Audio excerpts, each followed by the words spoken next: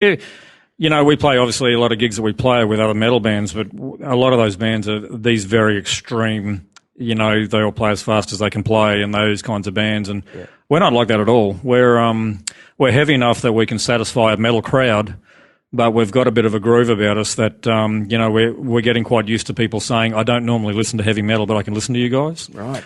And just recently we played a gig. Where was that gig? Oh, it might have been at the back room in Brisbane, and there were people actually dancing, and which is unusual. You got your headbang, your traditional headbangers at the front of the crowd going crazy, but there were people actually dancing to us, and I thought, well, maybe we do have a bit of a groove about us, but we kind of like that too. I think when we go to a gig, whether you like us or don't like us, I think most people would walk away going that saying Dirty Brew didn't sound like the rest of those guys.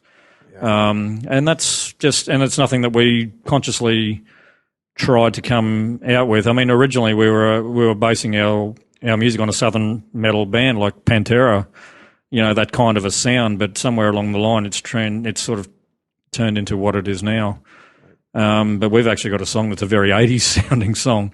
It really is. It's something that could have been written in the 80s, and it gets the fist pumping every time. Excellent. So, yeah.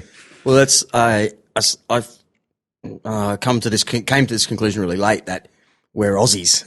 So we can imitate, as musicians, we can imitate our favourite bands from the States. Yep. But lots of the times it confuses the girlfriends of the dude, your mate. Yep.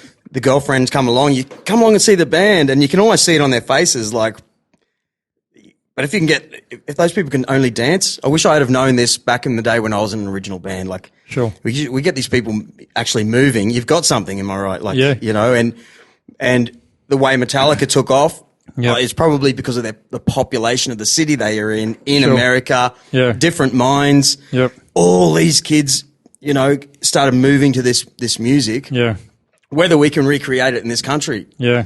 Don't know. Here's one for you. What's their name? They got the great videos. Hilarious film clip. Oh, you're not thinking of Steel Panther or someone? No.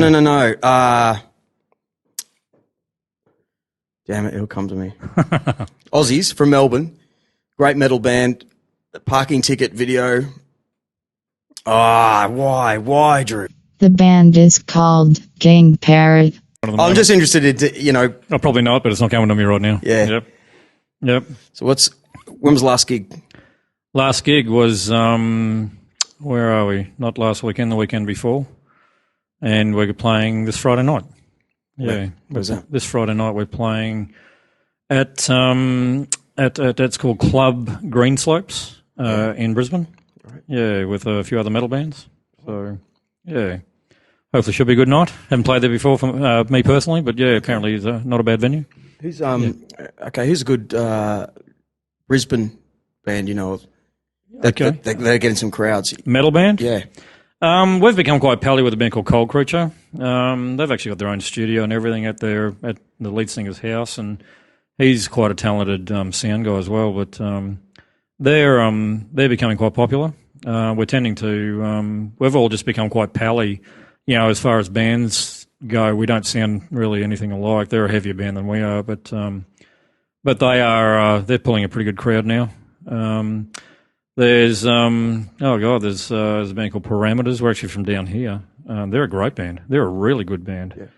Yeah. I think relatively new. I think, and forgive me if I'm wrong on that, but they're we played a gig with them only a few weeks ago, and we were really blown away with them. Really, really good band. Very heavy. But really, really good, really tight. Yep. What about, I just think about this now, Screamo. Screamo music? Where the dudes are throwing their arms like, yep. You see a bit of that? Oh, God, yeah. Yeah. Absolutely. That's how long it's been since I've seen. Yeah. We local crowd of dudes just swinging their fists. Oh, well, look, we get that at our shows. We played up in Maryborough of all places, which was great. It just went off. Yeah. People were coming up on the stage diving, and they were just smashing themselves to pieces up there. We played in Bundy on the Friday night, Maryborough on the Saturday night, and both gigs were really, really good. But the Maryborough gig was just really intense. The videos that came out of that gig are you just want to keep watching them because the crowd were just ferocious. Excellent. Yeah, good fun. You travel much? Oh, look, we're looking to travel more than we have been. We've sort of been basing everything at the moment, I guess, around Brisbane or close by. But the plan this year is to get down to Sydney and Melbourne. Pardon me. And from there, who knows, But, starting to branch out a little bit more now. At the end of the day, we all still have everyday commitments like everyone. And so we've got to sort of gig in and around that at this stage until someone throws us an awful lot of money at us, which may or may not happen. But, so we just do what we can. Right. Is it hard to get on the festivals? I could say so much about this right now, and I'm not allowed to. Why? What? I'm just no. That's all I can say. That's all I can say. Look, I'll just say we might have something coming up regarding that, but I'm not allowed to give away details or anything on that. But it's not easy to get on festival. Can't do it. Come on, can't do it. But Donington. Well, that would be nice. That would be nice. Good? Yeah, we're headlining Donington, actually. No, we're not at all. But, but it is hard to get on anything like that. Even just local, what we call a festival, I guess. There's a thing coming up, which we're playing in August called Shredfest in Brisbane, where hundreds and hundreds and hundreds of bands want to be a part of this. And from interstate, there's events coming from Melbourne. This time around, they're doing 2 stages with 30 bands, and we're one of the 30 bands. And to just get into that is hard. Yeah. You do have to have a certain following, and the promoter's got to feel that you're going to be able to pull a bit of a crowd, I guess. And these days, we're pulling not a bad crowd. But there's some really good bands playing at that, that are very capable of playing very big shows. So, yeah, it's good to be a part of that as well. So, okay. Come on, ask me something juicy, Drew. Well, where were you born? I was born in Chinchilla. Wow. I would say outback Queensland, but much further west of Brisbane, yeah. Oh, yeah, that flooded recently, right? Yeah, I think a few years back. Yeah. All right, when did you leave there? Oh, God, I was only 2 years old. Okay. Came to Brisbane. What high school did you go to then? What high school? I went to Rochedale State High School. Well, I didn't actually go to high school in Brisbane. I left again before that. We went back out and actually went further out west of Charleville, way out in Western Queensland. But I did go to high school there for a couple of years, and then I finished off my high schooling in Toowoomba. And where can I ask what the family was into? Like, yeah, what's why? What did Mum and Dad do? Yeah, what takes you back out to the? We did a gig in Roma recently. This cover band I'm in. Sure. Found myself going, what the hell? Obviously. Yeah. When you live so close to a beach down on the Gold Coast, you feel like you need it in your life. I'll be honest. Yeah. So to go out west, sure, it's beautiful, and the people, people would have heard it before. Like, oh man, I've got to get back to that coast for some reason. Yeah, sure. Yeah, I couldn't live out there again, and nothing. But you have people out there that just love it, but and couldn't imagine being anywhere else. But not for me at all. I'd give me a city and the beach any day. But my dad, he passed away a few years ago now, but Dad was always heavily involved in insurance, and he was one of the heavyweights for Elders Insurance in Queensland. And then he and the state manager actually branched out and started their own insurance, like a brokerage business. And it took a few years to get off the ground, but in the end, it was quite successful, and that's what saw him through to retirement. And throughout that time, Mum was just sort of doing some like teacher aid type work at high schools and things like that. So she actually worked at the high school I went to. So every time I got in trouble, I then got home and got in trouble again. So I got ripped. So when did you start playing drums? I started playing drums when I was 6 years old. I'm 45 now, so I'm about 39 years I've been playing drums. Wow. So was someone a musician in the family? No, there wasn't actually. One of my sisters played flute for a while, but that had nothing to do with what I was into. I fell in love with Kiss as a really young kid, and I don't know. The drums just seemed to come natural to me, I guess, and and the more I listened to them and Shandy. Oh, exactly. There you go. Because that was who sang that? That was Paul Stanley was the singer. No, that's Kiss. But who wrote that song? Or am I thinking of Beth? Beth, that's Peter Criss, the drummer. Yeah, right. Yeah. So that was the first drummer. Yeah. That's man, I used to know this well, but that's a long time ago now. Oh yeah, God. Yeah, that song came out in 75. Okay. So long. I remember clearly being really young. Yep. And seeing that film clip and going, there's something like, for all I knew, Kiss actually looked like that. You know, I've said this before with Cal over there, like, Yep. with all the internet now, all the secrets are gone. The magic and the mystery is gone from things. But when I was a kid, I thought Kiss looked like that. Yeah, sure. Like that's who they were. As simple as that, you know. Yeah. And then seeing that Shandy film clip, which is really cool, man. Remember he's backstage and he comes out and that's a good filled video. every as a kid, everything you needed in a band. Absolutely. No, I loved them, and I mean to this day, you know, and it's very open to anyone who goes to my Facebook page. I've got a pool room absolutely full of their merchandise, their guitars, their boots, their you name it. I've got it, and it's you know, it's just a passion that's just stayed with me forever. Wow. So, Have you met them? Yeah, I've worked with them too. I've got photos with them and stuff. So. Doing what? I actually got in 2000 and now we're winding the clock back about 2008. I had a bit of a gig doing basically just side of stage stuff, more so with the support band, but did get to do a few sort of things. Not with the Poor? Sorry? The Poor? No. They supported them. That was years ago. Okay. That was years ago.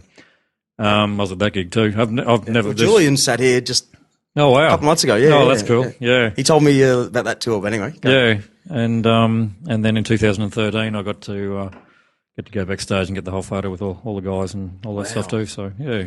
Did you get, I got to ask you, the uber rock stars, probably their mind is completely warped, am I right? Like, you imagine how many lads like yourself, absolute fans, like, that would brush into their lives in and out, you know, and how, but I'm more interested in how they treat those people, like whether it'd be almost tiring, but you have to go, no, this is a fan, come on, keep it together. Yeah, it's funny, we were sort of, I guess, prompted as to how we were going to, on this occasion, as to how we should treat them and talk to them and stuff. And, mate, wow, your beer is is recurring on me. It's beer.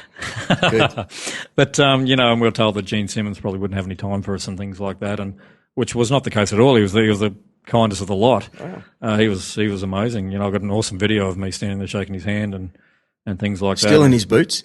Not in the big boots, but I've got. I can show the photos when we're done here if you like. I've got them all here, but but I've actually done a lot of things like that with a lot of big bands. I got to play golf with Alice Cooper and his band last year. Yeah, really? Yeah, I've worked with Motley Crue. Wasn't he playing golf in Wayne's World? I think he was. He might have been, but he is a gun golfer. This guy's got That's funny. got a what do you call it? A handicap of 1.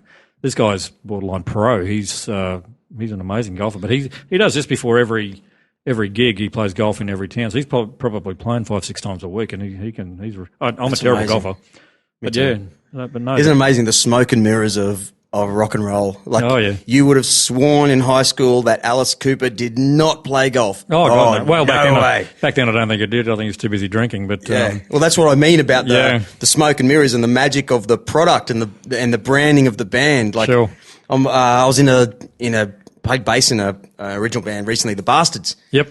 And one of the guys in the band kept putting every photo of just us hanging out at a barbecue, and someone else said, "Dude, we look like 40-year-old dads."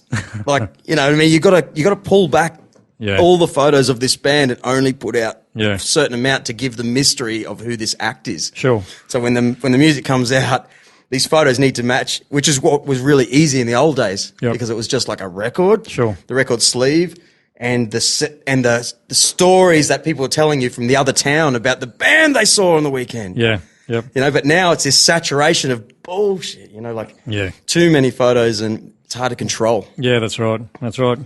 But I guess that's the internet for you these days. I mean, it's just so accessible and you can get whatever you want these days, There's just millions and millions of photos. Back then it was magazines and album covers, like you said, These days it's just plastered with it. What about Hot Metal magazine? Hot Metal, geez, you're winding the clock back. Mate, I met someone who was editor recently. Who was that? Here we are. Bloke's World. Okay. So there's, I'm holding a Stubby Cooler. There's Adam. I had him on the show recently. He told me that's, what's his name? AIDS. Okay. Yeah. You have to call him Ado. You can't call him, you have to call him Ado because Adrian, everyone was calling him AIDS for so long. Okay. But he was an editor for Hot Metal. Wow. There was he and another guy that started Blokes World here. Through all those Hot Metal times, it was these two lads. So no one really knows about it. But how good's Blokes World? Yeah. They do a show on you. They live up there. Okay. Wow. Actually, no, I became quite pally with a band called Mortal Sin. I don't know if you heard. Yeah. Oh, I know those guys really The well. guitar player was in he's on my Facebook. He was on a